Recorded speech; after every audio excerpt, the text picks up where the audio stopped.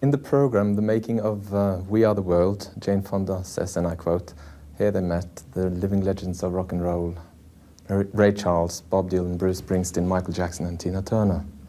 Have you come to terms with yourself as a legend?" Well, I've been around a long time, huh?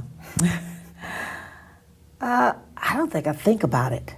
You know, I'm totally aware of the fact is that my career started way back when, but I really don't think a lot about legends and power and people following what I do. I think it's because I don't write songs, I don't produce myself. I think if I was in the production end of it, but I'm performing, you know, it's just performing and enjoying my work, so I don't think so much about titles.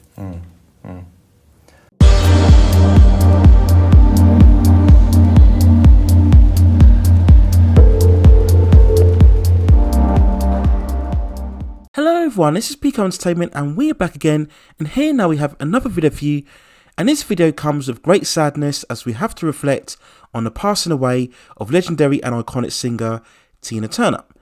The sad announcement was confirmed late on Wednesday the 24th of May 2023.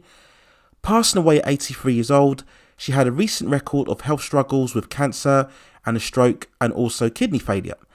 The news was confirmed on her official Instagram page, with many tributes flooding in from fans and celebrities and also famous musicians that she had previously worked with throughout her career. And when I look at Tina Turner, for me personally, she probably is the most powerful and impactful of all female artists, certainly the ones that I have seen within my own lifetime. Growing up in the 80s, I have so many fond memories of listening to her music. She truly was a unique artist in terms of her style, her demeanour, her overall performance. And we really hadn't seen anybody like Tina before. Her overall music was a real fusion of rock and soul and R&B and pop and love ballads. She really could do anything, perform in any genre, in any style, on any stage. And she was really one of those artists that it was such a thrill to see her performing live, even more so than listening to her own recorded music. Given the appropriate title, Queen of Rock and Roll, she was much more than that, and it's quite impressive when you see how seamlessly she was able to cross over different musical genres throughout her career. Now, yes, I do understand that we did have plenty of iconic female singers, especially rising to prominence within the 80s, whether it was Whitney Houston or Diana Ross or Madonna, and all of those artists have their own rightful legacy that deserves its own credit. But for me personally, I put Tina Turner above all of them. And when we look at the cultural mindset today, especially on social media, where we seem almost ashamed to recognise female empowerment or dominance or sexuality, Tina Turner embodied all of those qualities all throughout her voice and music. There was never any false theatrics or fakeness about her. When she performed, you could truly see and hear it coming 100% genuinely from the heart. And whenever you listen to her music, even now so, you really feel it. All of the vocal power and energy that she had and intensity is really there to appreciate of whether you are from the previous or current generation. And when we look back on her life overall, she was born on November the 26th, 1939, originally as Anne Bae Mullock. Her musical career started in the late 1950s and early 60s, of course starting the band together with her husband Ike Turner. Now, many people, of course, will focus on the abusive relationship that she had with her husband, but I really like to focus more on the music itself. And during that time, she performed such memorable songs such as River Deep on Mountain High, Proud Mary, and also Nutbush City Limits. And all of these songs, whilst not number one, would go on to have a lasting legacy many years after. But after that initial bout of success, she then had a somewhat prolonged hiatus from the musical scene. But she would then come back magnificently in the 1980s to go on to become one of the most successful and iconic artists of that decade.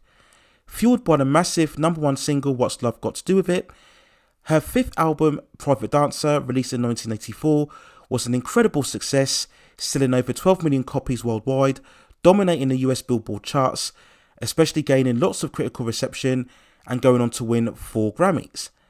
And despite being 44 years old at this stage, her status continued to rise throughout the decade, reaching even further iconography by starring alongside Mel Gibson in Mad Max Beyond Thunderdome in 1985, with the absolute beyond iconic theme tune, We Don't Need Another Hero. And she was one of those artists that proved that you don't necessarily have to have songs going to #1 in order to make them most memorable. We look at some of the greatest songs throughout her career, such as Simply the Best, GoldenEye, which was the theme, of course, to the Pierce Brosnan James Bond movie, Private Dancer, Steamy Windows. These were some of the best songs amongst her career, in my own personal opinion. And indeed, her career overall was given further legacy when revered actress Angela Bassett played her in a great biopic movie, Tina, What's Love Got to Do With It, in 1993. And I also really liked the song from the soundtrack which Tina performed, which was called I Don't Wanna Fight.